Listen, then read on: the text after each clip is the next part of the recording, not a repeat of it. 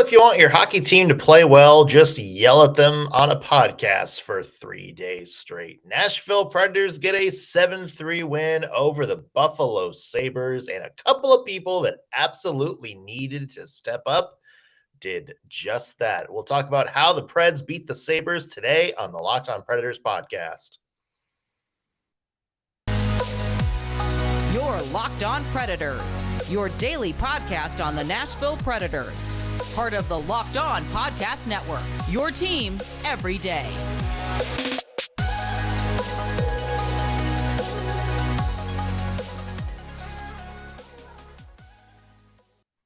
Thank you for making Locked On Predators your first listen of the day every single day. We are your free daily Nashville Predators podcast, available to you wherever you get your podcast and on YouTube.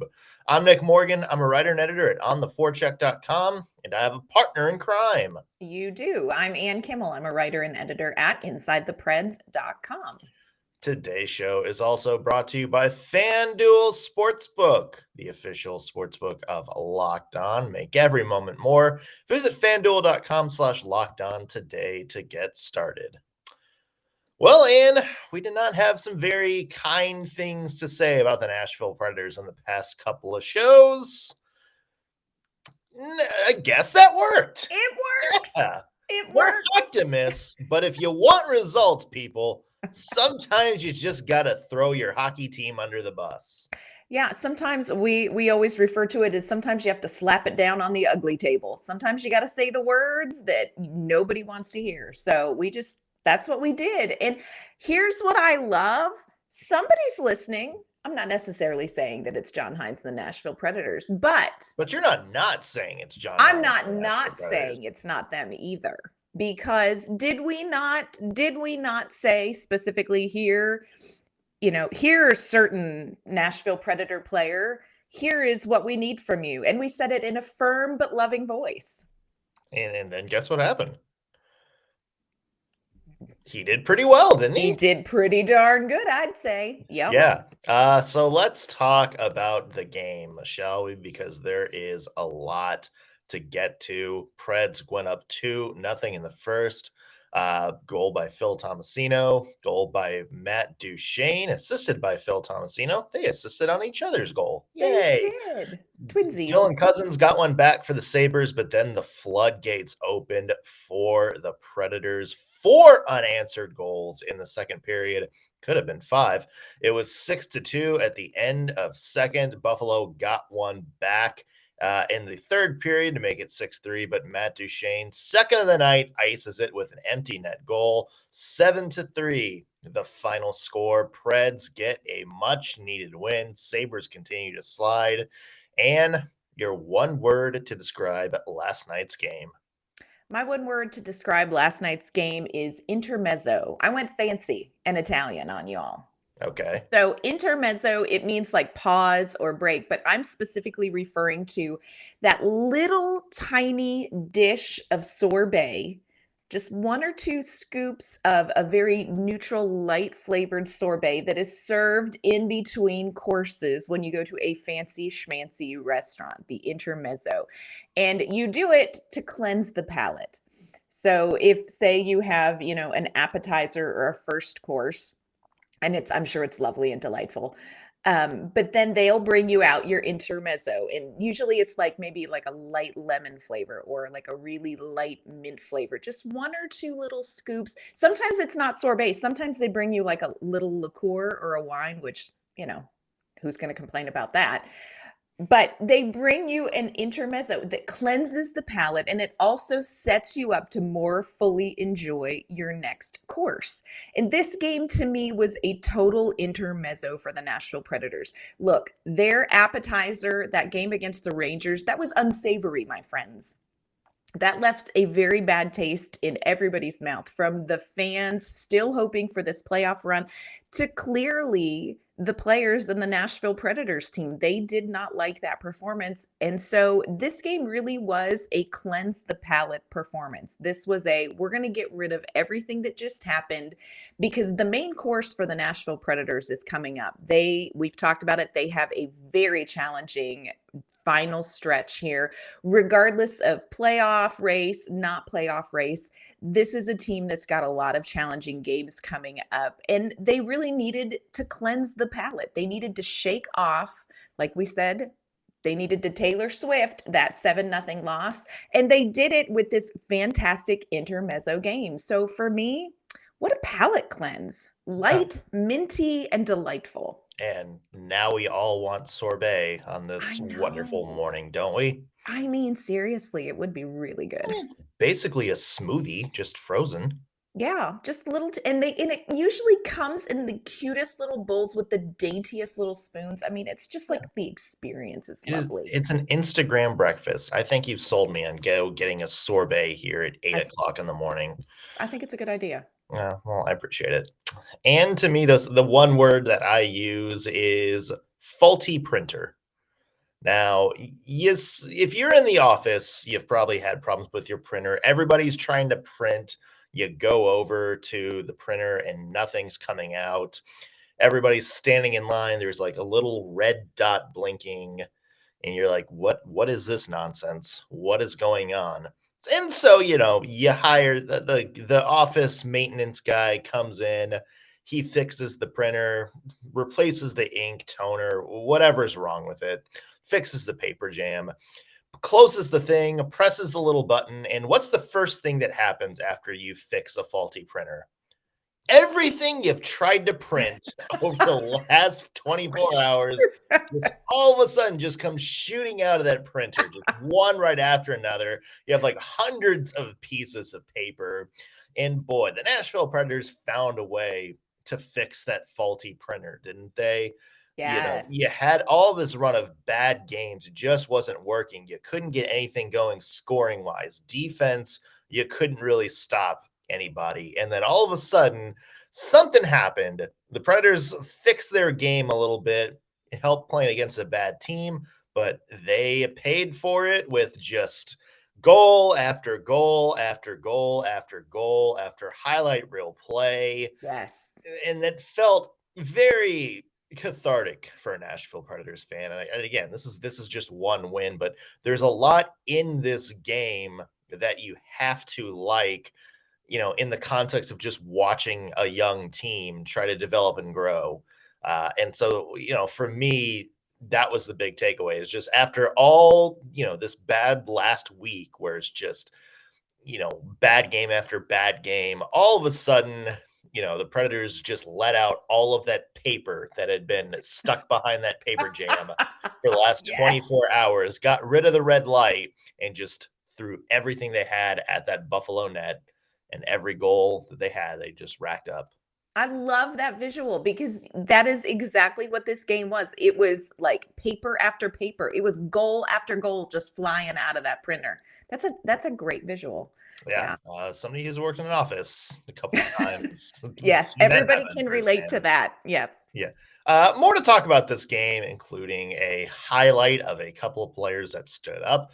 That top line for the Nashville Predators deserves a nice deep dive, as does the play of Luke Evangelista. More on their games in just a second, plus something the Predators need to improve on as they head through the rest of the season, playoffs or not. Talk about that in a second, but first want to mention, again, today's show brought to you by FanDuel Sportsbook. It's here, folks. The final 16 teams of the NCAA basketball tournament, which means if you need to make some money off of some games, you're going to want to download FanDuel, America's #1 sportsbook. And if you're new, even better. That's because new customers get a no-sweat first bet up to a $1,000 back. And that's bonus bets back if your first bet doesn't win. All you have to do is download the FanDuel Sportsbook app. Safe, secure, super easy to use. Then you can bet on everything. Money line, point scores, player props, like how many rebounds a certain player is going to have, and more exclusive bets like the 2x3, which is 2 3-pointers scored in the first 3 minutes. And if you want, FanDuel lets you combine your bets for a chance at an even bigger payout with a same game parlay. So don't miss the chance to get your no sweat first bet up to $1,000 in bonus bets when you go to FanDuel.com/lockedon. Again, FanDuel.com/lockedon to learn more. Make every moment more with FanDuel, an official sports betting partner of the NBA. All right, Ann, what did you see from the Predators' 7-3 win over the Buffalo Sabres last night that we need to talk about? The one thing that I want to talk about that maybe isn't necessarily an on ice visual that everybody remembers, but just an overarching thing that I was impressed with is just the maturity that this team came out with for being a young team. And again, shout out to Ryan Patrick McDonough, who did return to the lineup. And we can talk about that too, because I think that was Absolutely. huge on a number of levels. But you're looking at a team that has really been through it, from the trade deadline to changes in the franchise to, players coming in, young players stepping up, injuries. This has really been a rocky time. And then to have a game like they had against the Rangers, where they were so outmatched and so outgunned, they were beat by a touchdown. It's very difficult to make the mental transition and just the on ice corrections that you need to make. Now, I am not at all saying that the Buffalo Sabres are the same team as the New York Rangers, but the Sabres have they've showed that they're a competitive team at times. They're kind of struggling right now, but this was a win that Nashville needed to do sort of the off ice mental reset work. And that's a maturity thing, to be able to shake off what had happened against the Rangers, to come back out on the ice. They didn't take the ice very tentatively at all, I thought, against Buffalo. They just came back out. It was like the page had been turned and they were in the game they were in. And I think sometimes for younger players, you can hang on to mistakes, especially if you're feeling like, I'm trying so hard to make this roster. I'm trying so hard to prove I'm an NHL player. And I think veterans sometimes can get caught in that same thing, where they don't necessarily feel like they have to earn their spot, but they also feel like they have to take their game to the next level. And if they make mistakes, how do you bounce back, and being discouraged? This team really turned the page on this game, and it impressed me. It showed a lot of maturity, I think, for the team to get to a place where fresh game, because you have to do that. And that's where I think something like the veteran presence of Ryan McDonough being back in the lineup matters. It matters on the ice because, let's face it, he is an anchor. He and Roman Josi are anchors defensively. And I think just there's a calming presence to having that kind of a veteran on the ice with you. But I also think this is a guy who can say to them, look, I'm telling you, you're going to have games like this. I'm sure Ryan Patrick had games like that when he was on his way to winning Stanley Cups. So I think just it's such a great, encouraging win when you see this team being able to balance the challenges of being made up of both veterans and youth. So for me, it was a really, it was an encouraging look at a team that's working to grow.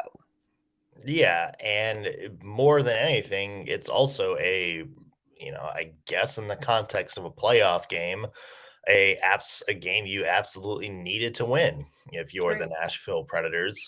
The Jets won last night, so they're still ahead of the Predators, but the Predators are keeping pace. And again, we're there's some teams in front of the Preds that aren't playing too hot right now. And we're going to talk about this more coming up later in the week. But I mean, the goal for the Nashville Predators is, if you fix some of the things on ice that you need to fix, maybe those results come naturally.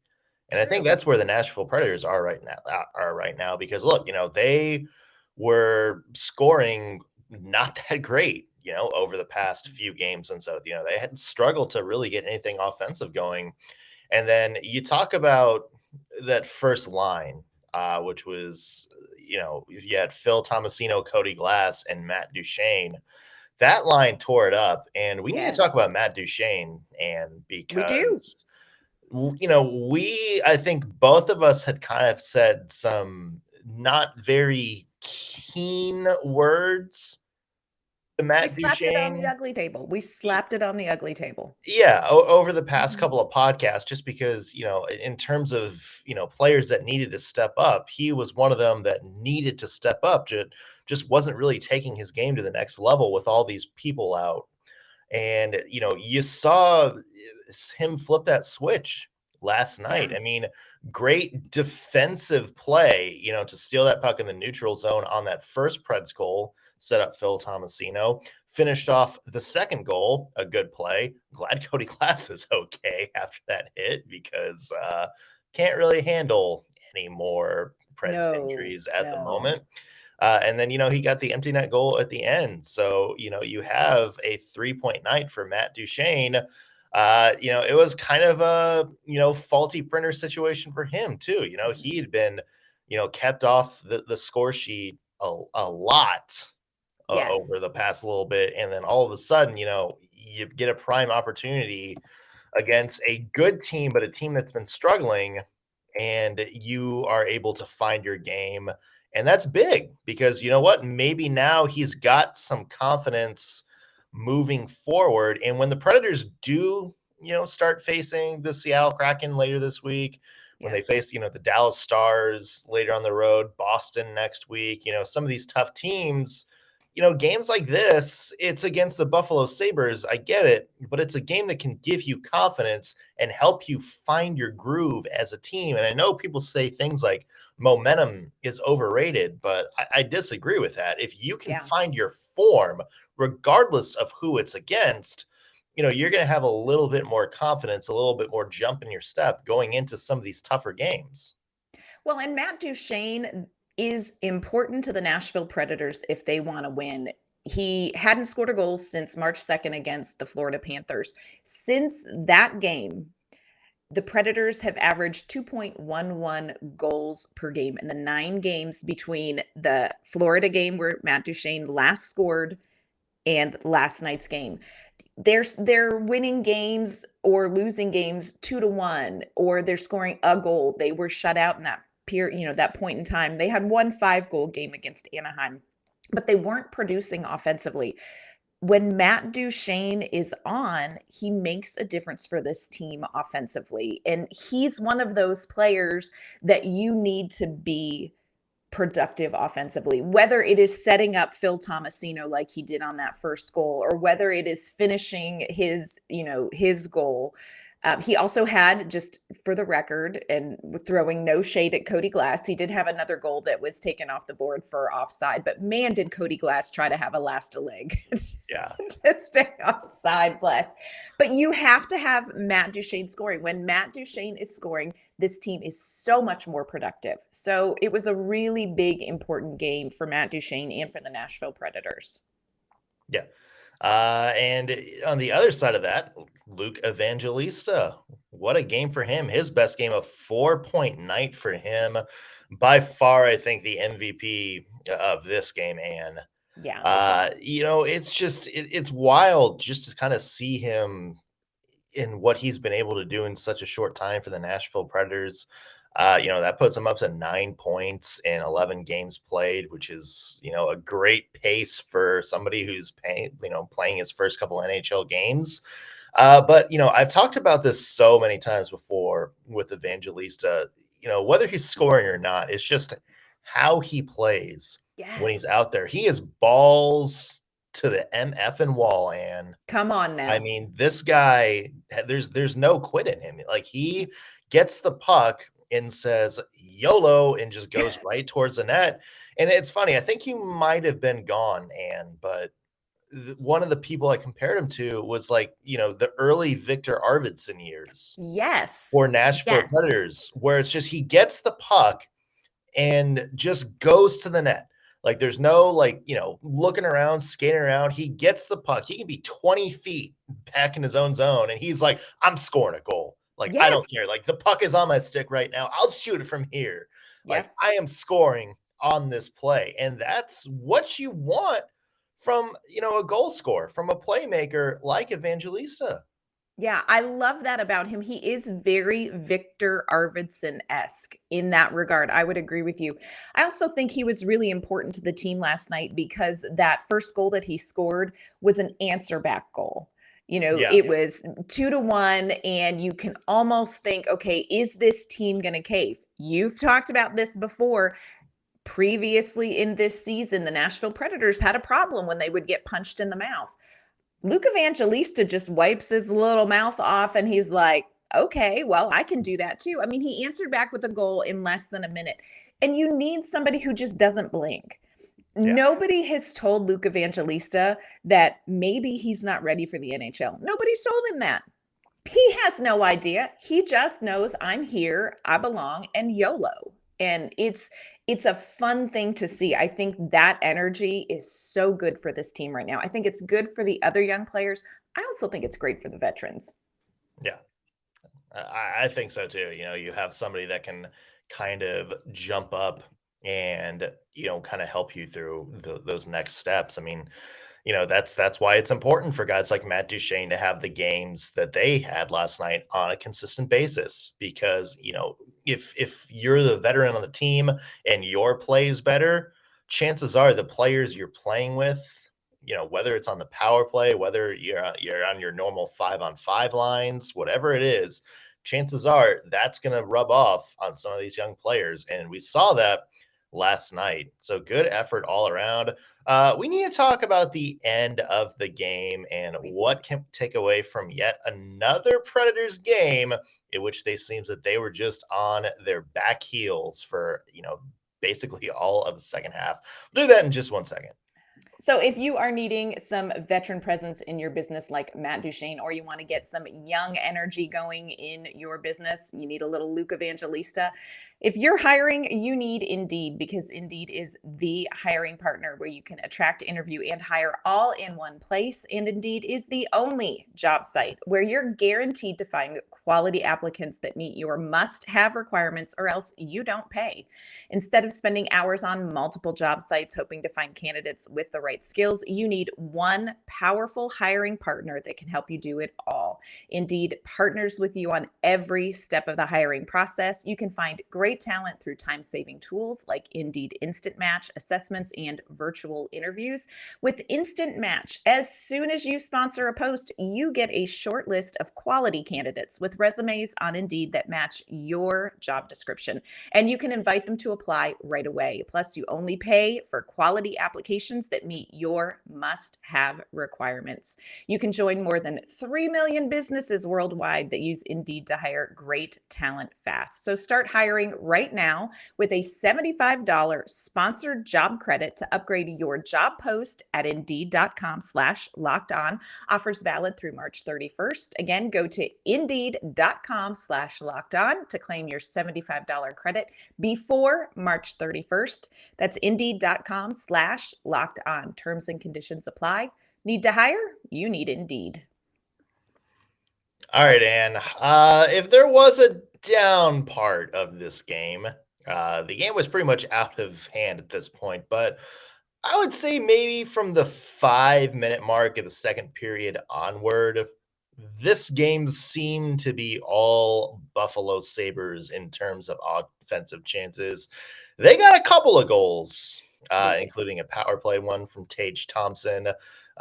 Jeff Skinner made it 6-3 after it was 6-2, early in the third period. I think some of us, it was almost 6-4 right after that. UC Saros came up with a couple of big saves. And I think at that point, we were all like, all right, this is going to be a thing, isn't it? Luckily, it didn't get too out of hand, but how concerned should we be that yet again, it seems like the Nashville Predators were playing God help us, let's do what we can defense for the entirety of that second half of the game? It was a little bit concerning because Buffalo is one of those teams. They're a very emotional team. And I think we saw the negative side of that and the positive side of that, in the sense that Buffalo, when they went down in that second period by multiple goals, they kind of were like, ugh. But once they got a goal and they started pushing back, it's a team you don't want to hand momentum off to. Nashville has to work on controlling the narrative of the games that they are leading in. They really did sort of, we call it turtling. They sort of turtled. It was a premature turtle in this game. I understand it in the third period, you do want to play to protect a lead and you don't want to risk, you don't want to overplay and risk trying to create offense for the sake of letting a team back in the game. But this wasn't really that. And if you look at like the Corsi for the time of possession, Nashville in control, they had possession 65% of the time in the first period, and then it was down to 45% in the second, and then 30% in the third. And it's not necessarily that 30% in the third because Nashville really was kind of playing a more defensive game, but it's that 45% in the second period. You cannot take your foot off the gas when you are playing any team, but especially a team like Buffalo. And as the Predators look ahead at the end of this season, these are teams that if you just sort of sit back, they are going to pounce on that. So I think there's definitely a lesson and a correction to be made for the Nashville Predators going ahead when you're looking at something like letting up just a little bit in the game too early. Yeah, and maybe it doesn't exactly hurt you in these kind of games Right. when the score is so out of hand. But remember, this has kind of been a habit of the Nashville Predators for a while, and that's part of it. In close games, that's when we say like that adversity hits where, the Preds get hit in the mouth, Yes. give up a goal, and it kind of gets away from them a little bit. And they're sitting on that back foot in a way that kind of, is what happened last night. The Sabres made it 6-2, and that gave them some momentum. And, that's the thing is part of it, you watch these games, and part of it is just, the Sabres trying to throw everything they can at the net and turn things going. But, you watch some of the sequences too, and I can't remember exactly who the players were involved were, but it was just they could not get the puck out of their own zone. There's a play in which, I can't remember who it was off the top of my head, but was carrying the puck, not looking around. And one of the Sabres just went whoop and just skated right in front of him and took it off his stick. You have another one where, you're trying to make that first pass out of the zone. It just misses its intended target by a mile. Sabres get that. So it's, part of it is, yes, the Sabres are putting some more pressure on doing that, but there's a lot of still self-inflicted mistakes in those back half of the games, especially after, this Sabres score to try to get some momentum going. So that is a big area of concern. I think that's the next thing I think the Nashville Predators need to fix. And it's weird, Anne, because, when they go down like 2-1 and they just start throwing whatever they can on the net, you don't notice those mistakes. You see a lot of motivation. It's when the Preds have the lead. Yes. And you got to play the same way regardless. So you've got to play your game, and you've got to prepare for the other team making some adjustments. If I'm John Hynes, that's the next big thing I think I'm looking at in regards to this team. One of the things that John Hynes says a lot post games is he talks about, my message to the team is you don't get too high, you don't get too low. And I think that they're getting that when it comes to the big picture game to game. But I think there is a truth in that, like you're talking about in game. Don't get too high, don't get too low. And I think Nashville really was excited about how they were playing. They were excited about how they were scoring. Look, they were way outscoring. They were like way out shooting their goal, like in expected goals. Buffalo was ahead after this game. Buffalo had more expected goals for than Nashville did, but Nashville was just finishing the deal. But I think when you start gaining that momentum, and especially after having such a rough Rangers loss and come in and you perform well, you can almost get too high in that game. Like you're talking about, you can almost lose sight of, wait a minute, it's 6-3. This could turn on a dime and become a 2-goal game. And who knows what could happen then. So I agree with you that let's not get too high, don't get too low. That's a great big picture, but I think now they really need to work on that in 60 minutes of hockey on the ice as well. Yeah. And they have two big games coming up to do that. It is a Huge. back-to-back showdown against the Seattle Kraken. Again, why the NHL? This isn't like rescheduled games or anything. The No. NHL scheduled two back-to-back games against the Seattle Kraken. Not a home and home, just both at Bridgestone Arena. I guess somebody in the NHL scheduling office is a big baseball fan and wanted to see a weekend series. But the Seattle Kraken, they beat Dallas last night. They're sliding a little bit. Um, that's just going to be a big game for the Huge. playoff chase. And again, I hate to sound like a broken record, but yes, the Predators are in the playoff chase. That shouldn't be their main goal. Their main goal should Agree. just be looking at this team, all the young people on it, and just going game to game and, kind of improving little things here, little things there, and make sure you're doing that game to game. Seattle's going to be a big test for that. And, we will be talking with Erica Ayala about that tomorrow on the Locked On Predators podcast. She's the host of Locked On Kraken, so we'll get some insight from there. I am There's still chewing on the one thing she said that Dave Haxtell said about Ellie Tolvanen. These are things I can lose sleep over. So y'all really need to tune in because lots of insight. Yeah, I was also going to tease the whole Ellie Tolvanen was in Seattle thing. It feels like a big central part of that conversation and something Yeah. I think people will probably want to hear about. Yeah.